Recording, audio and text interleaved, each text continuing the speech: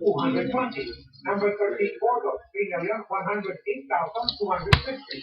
Number 14, Jubilee, 2,786,476. Number 15, Magsaysay Jr., 2,707,711. At narito po ang number 16 to number 20, 16, and Zile, 2,695,641. Kulelat pa pala si Mito. Number 19, Adibor, 2,108,275.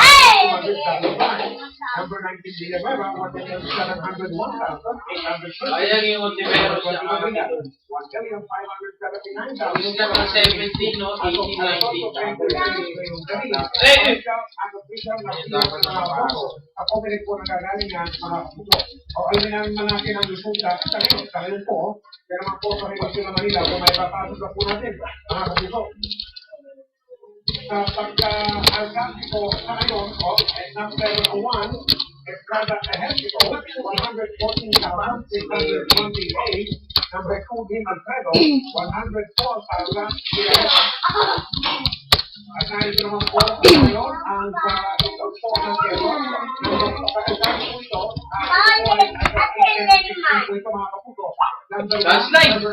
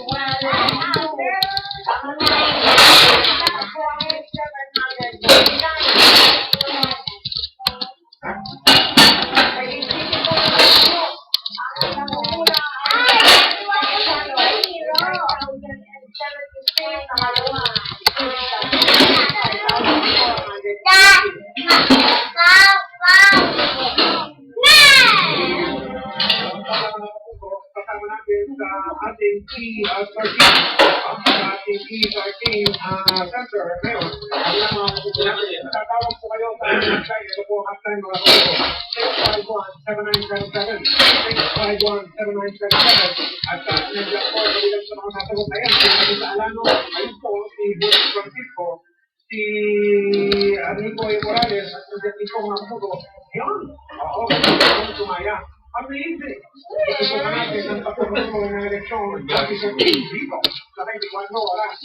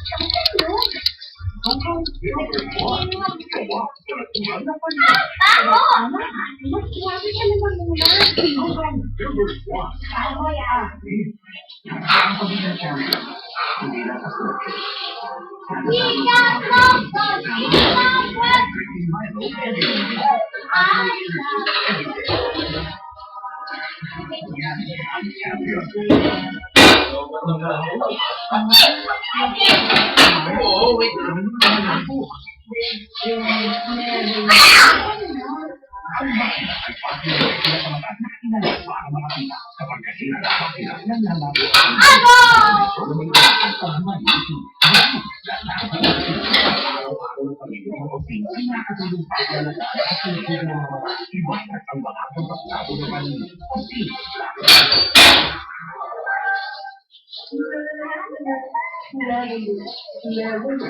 yan?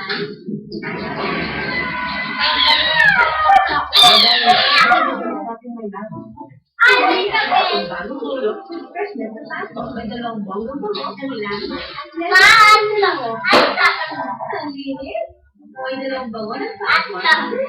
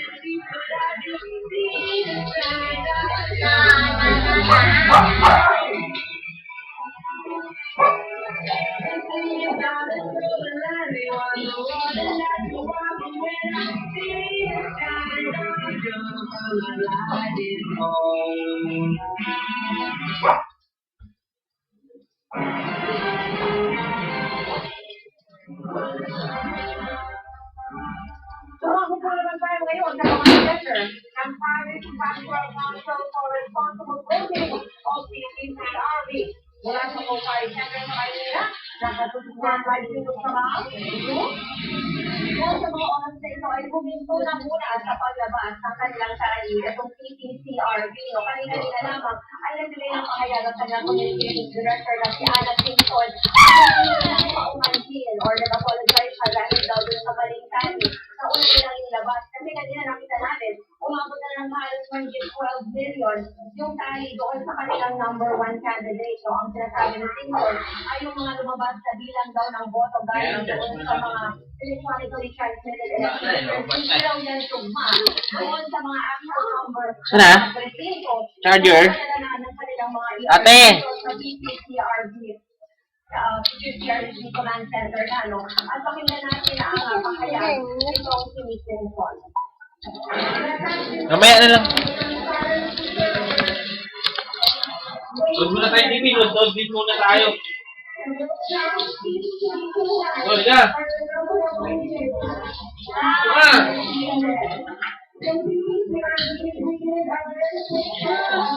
Apply pala yung sistema nyo eh. Sayang kayo.